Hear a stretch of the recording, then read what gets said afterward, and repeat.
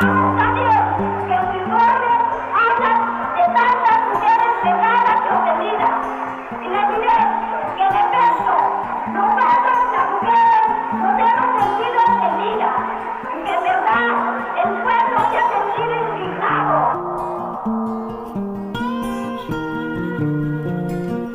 Las mujeres del 68.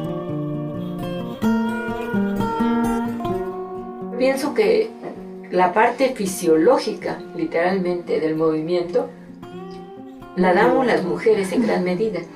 La historia del movimiento estudiantil de 1968 ha estado contado por los compañeros, los líderes y los estudiantes. De ellas poco se sabe. Aunque el número de mujeres era menor debido al contexto social y político de la época, su papel fue fundamental. Las estudiantes, brigadistas, activistas, profesoras, trabajadoras, madres de presos y asesinados, se encargaron de mantener viva la columna vertebral del movimiento. Mi nombre es Adriana Corona, yo tenía 18 años en 1968, estudiaba en la preparatoria 6 nocturna y era representante de mi escuela ante el Consejo Nacional de Huelga. Yo soy Elena Marcia Gutiérrez Cárdenas, estaba en la Facultad de Odontología.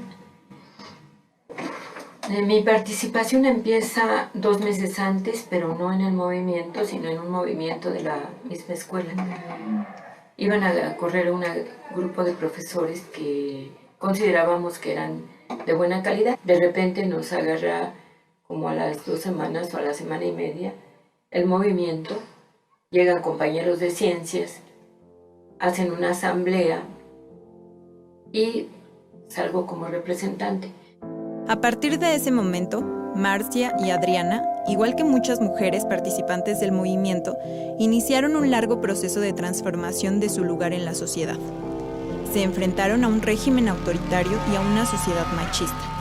Vivíamos en un país autoritario y con familia autoritaria. Las familias eran muy autoritarias. Era el papá que decía aquí, yo mando y tú obedeces, punto. Las mujeres se van a casar, ¿para qué vamos a invertir en su educación? Porque si calculas la cantidad de mujeres que había en la universidad, no estoy hablando del pueblo, estoy hablando de la universidad, 150,000 estudiantes de educación superior en el 67, y de allí 125,000 eran hombres y 25,000 eran mujeres. Entonces ya te das cuenta de la diferencia tan grande. Por ejemplo, mis 2 hermanas mayores, cuando mi madre decidió que entraran a la escuela, chiquitas, uno de mis tíos, que era un hombre muy, muy viejo, dijo, ¿pero para qué si son mujeres? Porque además muchas mujeres decían, bueno, pues estudio mientras me caso. Era lo famoso. Y las mujeres, bueno, no tenían proyectos de vida, no decían, voy a ser antropóloga, voy a ser odontóloga y quiero ejercer, ¿no? No, ellas decían, pues me voy a casar y voy a tener mis hijos y ya no voy a estudiar. Cuando yo decidí estudiar, sí había una situación como, estudia una carrera más corta, porque soy la última, entonces ya no quieren tener más gastos. Yo sola fui a hacer mi examen y yo sola me inscribí. Y bueno, cuando ya estaba dentro de la universidad, porque yo hubiera deseado a mi madre más que fuera maestra de primaria, una cosa de estas. Las mujeres del 68 se reconocieron como personas políticas, capaces de transformar su realidad. Se encontraron como acreedoras de derechos, libertades e igualdad. Nosotros veníamos, por ejemplo, estaba Norma Lara y estábamos trabajando un grupo contra la violencia en parroquia universitaria antes del movimiento. Era un grupo de poesía, de filosofía, de psicoanálisis, etc.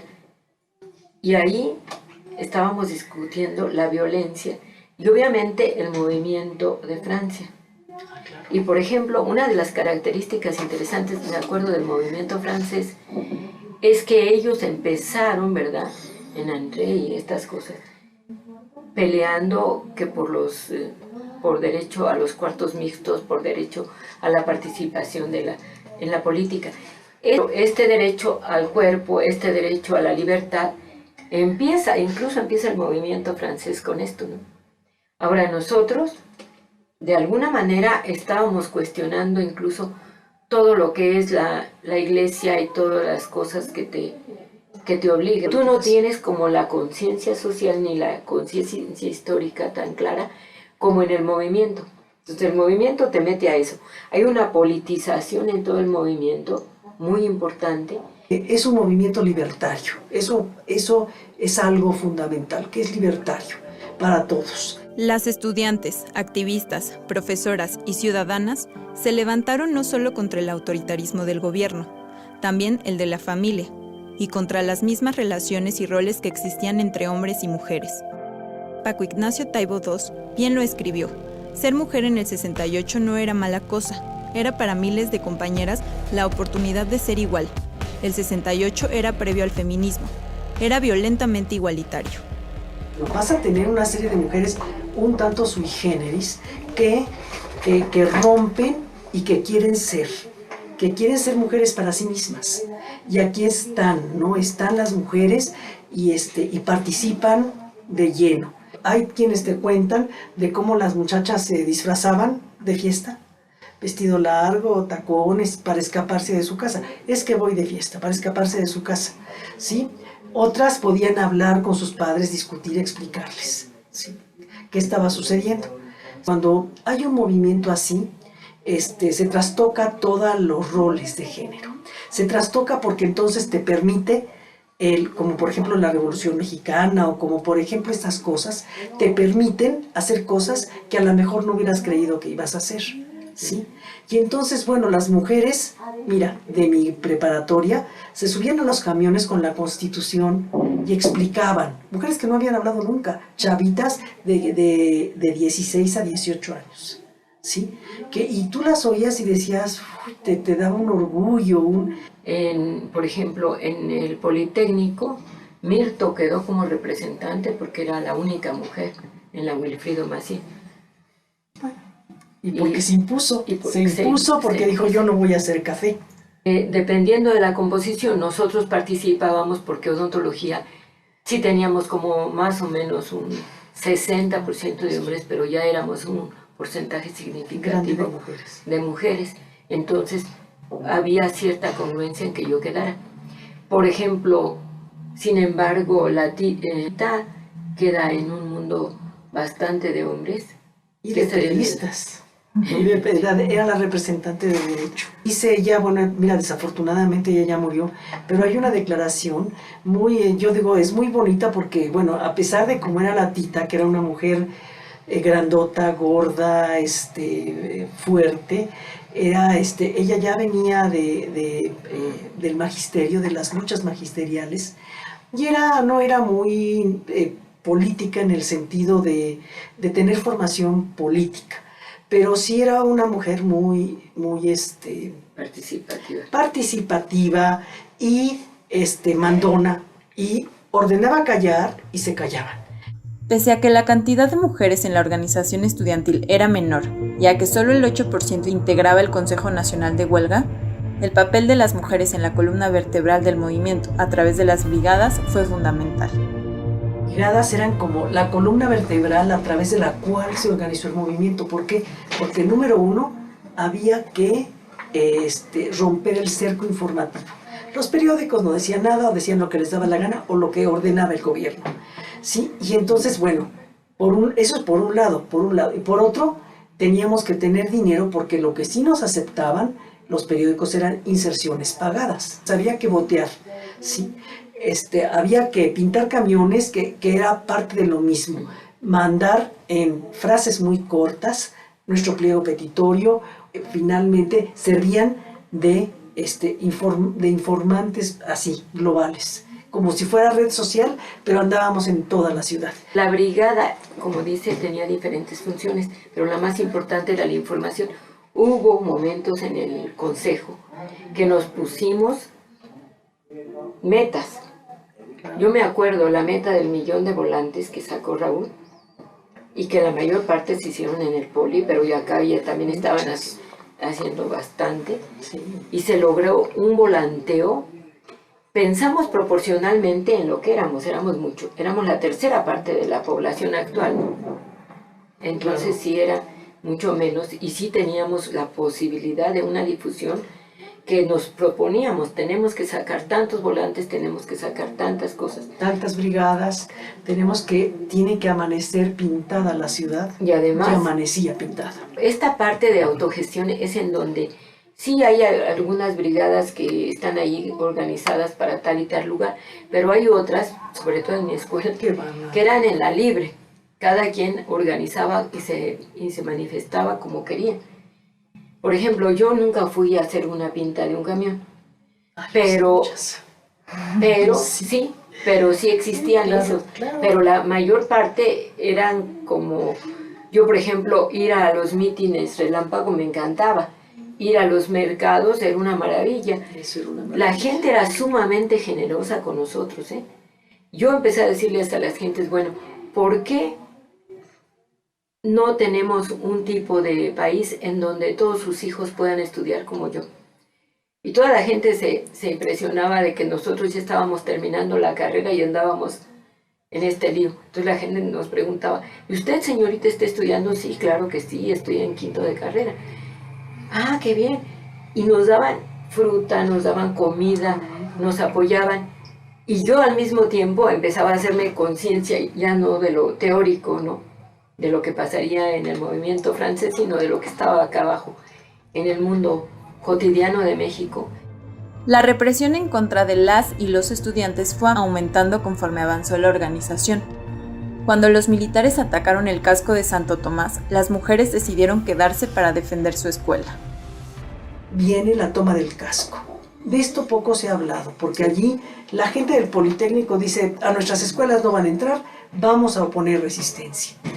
Están los compañeros del ESIQUIE, que son químicos y que saben hacer bombas. Ellos decían refrescos especiales, le decían que son una serie de, más allá de bomba molotov. Y le dicen a las mujeres, muchachas, váyanse porque aquí va a haber, es a todo, a sangre y fuego. Y vamos a defender la escuela hasta el final. Y las muchachas dicen, nos quedamos. Y nos quedamos porque es nuestra escuela y la vamos a defender. Y entonces viene toda la defensa del casco de Santo Tomás, que es efectivamente a sangre y fuego. Está la policía y más hacia la madrugada traen al ejército. Y el ejército sí, y ahí sí hay balazos, muertos, heridos, que muchas mujeres como que son del casco, enfermeras, ayudan a sacar a los heridos, los muertos. Defensa del casco es hasta que huyen, los que quedan huyen y toma el ejército el casco de Santo Tomás. Digo, bueno, ¿por qué? Porque ese es cómo va escalando estamos a 23 aquí de septiembre, y cómo va escalando la represión. El discurso del Estado en contra de las y los jóvenes y de la represión llegó a un punto en que los integrantes del Consejo Nacional de Huelga tuvieron que esconderse para no ser encarcelados o asesinados. Y ya estábamos perseguidos. Todo el consejo ya teníamos actas. Yo ya empecé a no dormir en mi casa, ya teníamos miedo. Y yo salgo a la marcha y aparentemente me cubro, pero hay muchas fotos en donde aparezco con una tarjetita aquí tapada con una... Descubríamos. El 2 de octubre de 1968, la represión del Estado llegó al punto máximo, el asesinato y la desaparición de un número aún desconocido de estudiantes, que hoy siguen sin justicia.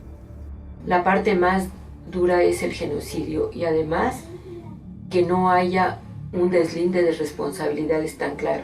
¿Te imaginas una parte del discurso que es muy importante que quieren dar?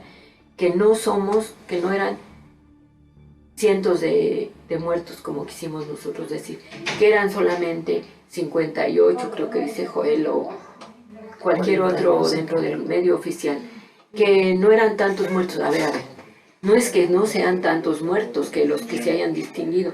Primero, si tú ves las manifestaciones, estaban llenas de gente común y corriente, ya había obreros, ya había ferrocarrileros. ¿Dónde está toda esa gente? ¿Cuántas detenciones hubo? Hubo masas de detenciones, masas de heridos y también posiblemente masas de desaparecidos. Tuvimos una situación posterior muy grave en donde la gente no quería decir de sus muertos. Está el compañero de la Ezequiel que muere, va a Gamundi a su casa, comen con la familia, ni con eso han aceptado levantar la denuncia.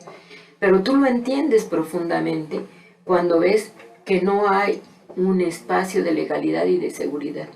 Sí sabemos de gente que no quiso decir que mataron a su hijo, a su hermano, ¿no? Y en concreto sí estaba la novia de este amigo de Raúl. Matan a su hermano de 15 años el 2 de octubre y no le entregan el cadáver, el cuerpo, solamente que acepten una de defunción, un acta de defunción en donde diga que murió por muerte natural. Y los padres, muertos de miedo, aceptan. ¿Cuánta gente joven se le privó de la vida? ¿Cuántas gentes no pudieron ya, no solamente no terminar sus estudios, no terminar su vida, no tener una expectativa, no poder haber construido otro tipo de país, no tener, o sea, realmente nos siguen haciendo falta? Hoy es políticamente correcto hablar de 68 y no se vale mientras el Estado no acepte la responsabilidad que tuvo en la masacre. Y no se vale que pongan con letras de oro en la Cámara o en donde quieran, nada, porque aquí hay una responsabilidad y mientras no abran los archivos completamente para los investigadores y para quien los quiera ver. Y hasta que no se diga y se deslinden las responsabilidades y no se diga, no, pues fue una masacre de los estudiantes, dispararon primero. Un Estado tiene que reconocer que ha cometido una masacre. Está la llaga abierta, sigue el problema. 68 no se cerró, porque finalmente nunca sabemos cuántos murieron ni qué pasó con ellos. El legado de las mujeres del 68 inspiró el feminismo del presente y la lucha por los derechos de las mujeres. El año 2000 acá, ser joven es otra vez un delito, ser joven otra vez es ser narcos y además no hay oportunidades. Y eso es matarse a sí mismo un país, porque es matar a su juventud, a su futuro. Ellos son, como siempre, la esperanza vital en el sentido de que tú los ves y dices, sí, tenemos que construir todavía un país diferente. Urge en este momento es la organización, la protección a la organización, la protección al trabajo de los demás y el respeto de los demás. Y yo creo que las mujeres vamos a tener un papel importante y que hay mujeres que realmente tuvieron un papel muy importante en el movimiento.